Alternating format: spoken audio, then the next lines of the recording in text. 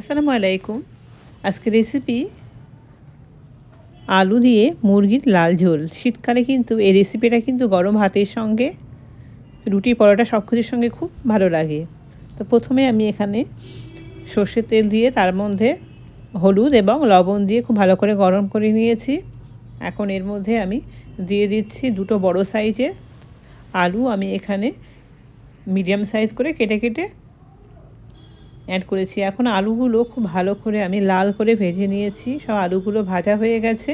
আলুগুলো এখন তুলে নিচ্ছি ওই তেলে, অর্থাৎ আলু ভাজার তেলে আরও কিছুটা তেল অ্যাড করেছি। দুটো সবুজ এলাচ, লবঙ্গ, দারচিনি, দুটো তেজপাতা দিয়েছি। খুব সুন্দর ফ্লেভার ছাড়তে শুরু করলে ওর মধ্যে আমি পেঁয়াজ অ্যাড করেছি। পেঁয়াজটা কিছুক্ষণ ভেজে নিয়েছি। তারপর দিয়ে দিলাম এখানে লবণ স্বাদ মতো। লবণটা পেঁয়াজে দিলে পেঁয়াজটাও খুব ইজিলি ভাজা হয়ে যায়। পেঁয়াজটা বেশ কিছুক্ষণ ভাজার পর এর মধ্যে আমি দিয়ে দিচ্ছি হাফ টেবিল চামচের মতো চিনি। চিনিটা দিলে কি হয়, গ্রেভির যে কালারটা একদম লাল হয়, খুব সুন্দর কালারটা হয়, ক্যারামেল হয়ে। দিয়ে দিলাম এখানে 1.5 টেবিল চামচ রসুন এবং 1 টেবিল চামচ আদা বাটা। দিয়ে দিলাম একটা ছোট টমেটোটা পেস্ট করে এখানে অ্যাড করে দিলাম। আর ব্লেন্ডারের জাগটা ধুয়ে একটু পানি অ্যাড করে দিলাম। এখন এর মধ্যে অ্যাড করব গুঁড়ো মশলাগুলো। দিয়ে দিলাম হলুদ, ঝাল লঙ্কার গুঁড়ো, কাশ্মীরি লাল লঙ্কার গুঁড়ো। যেহেতু এটা লাল মুরগির ঝোল হবে, তো কাশ্মীরি লাল লঙ্কার গুঁড়োটা ইউজ করতেই হবে। আর দিয়ে দিচ্ছি এখানে ধনের গুঁড়ো। খুব ভালো করে এখন মশলাটা আমি কষিয়ে নিচ্ছি। মশলা থেকে তেল সেপারেট হয়ে গেছে, কষানো খুব ভালো হয়ে গেছে। এখন এর মধ্যে আমি অ্যাড করে দিয়ে দেব মুরগির যে মাংস, অর্থাৎ যে চিকেনটা আমি খুব ভালো করে ধুয়ে পানি ঝরিয়ে রেখেছিলাম, সেটা অ্যাড করে দিয়ে দিলাম। এখন বেশ কিছুক্ষণ আমি মশলার সঙ্গে মাংসটা একটু মিক্স করে নিলাম।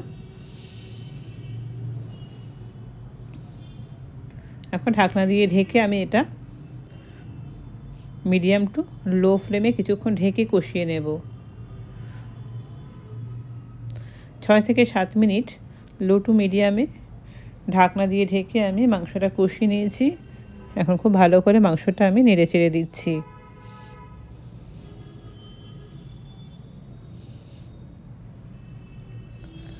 এখন আমি অ্যাড করে দিচ্ছি যে ভেজে রাখা আলুগুলো, সেগুলো অ্যাড করে দিলাম এর মধ্যে। এখন আলু দিয়েও খুব ভালো করে আমি মাংসটা মিক্স করে নিচ্ছি।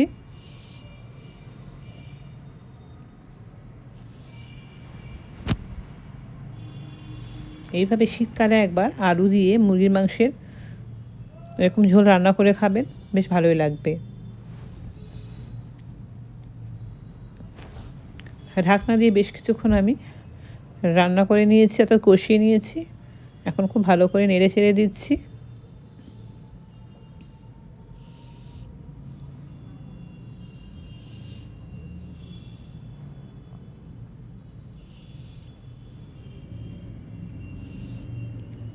চিকেন এবং আলু খুব ভালো করে আমি কিন্তু কষিয়ে নিয়েছি।